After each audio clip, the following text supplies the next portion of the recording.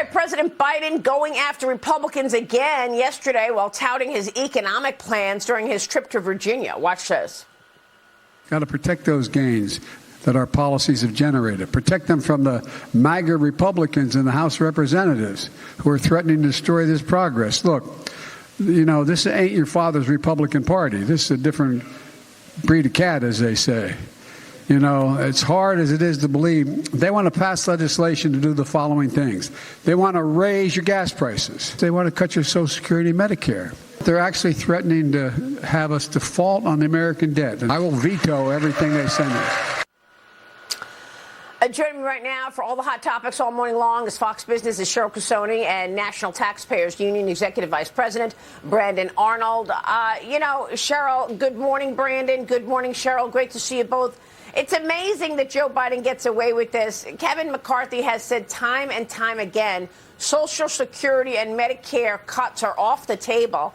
He says they want to raise gas prices. I don't know where he's getting all of this. He's claiming Republicans want to destroy the economy. Well, Maria, there's a couple of Republicans that do want to see maybe the Medicare and the benefits and the Social Security benefits, those ages raised. But Kevin McCarthy, to your point, has made it clear that that's not going to happen. But what the president is doing, he's so desperate right now to get away from the document scandal and to pivot the conversation on a national level that he's willing to do anything and grab onto any straw that he can to divert the conversation. To attack Republicans for the economy is the most disingenuous thing I've seen him do. But I think it shows just how worried they are, Maria, about perception and about the mishandling of the U.S. economy by this administration. They've had 2 years to steer this economy, and look at where they've sent it, and look at the inflation chart on your screen, Maria. That's all you need to say.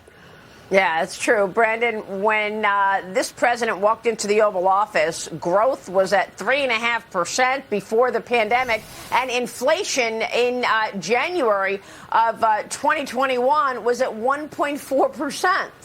Right, and we're seeing red herring after red herring from this president right now. You know, you look at gas prices, for instance. They have exploded since Biden has become president. Republicans, when they took control of the House of Representatives, some of the first pieces of legislation they put on the floor were things to increase production, to drive down the price of gasoline. Yet somehow he's going out there on the stump and saying that Republicans are trying to increase gasoline prices. So many of these president's policies have done just that by restricting our ability to extract natural gas, to extract gasoline, to actually grow the size of our energy portfolio. So I just don't get where this president is coming from. I don't want to call him fiscally demented, because that's what he's calling Republicans, but it sure as heck looks that way.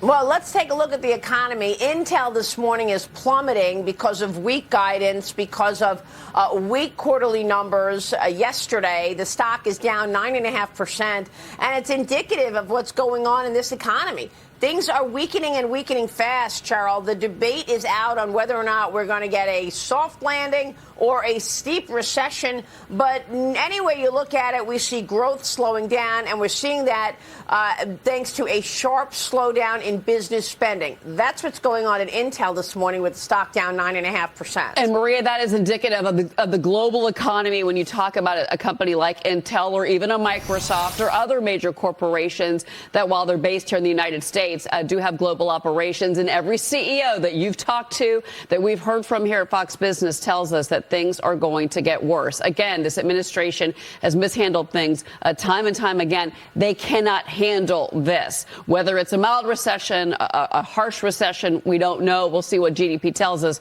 maybe after the fact. But it certainly feels like right now that we're in for some rough waters for the markets over the next 6 months, as many of our guests have told us here on set. We are just getting started this morning. A lot coming up. Unfolding the inflation story.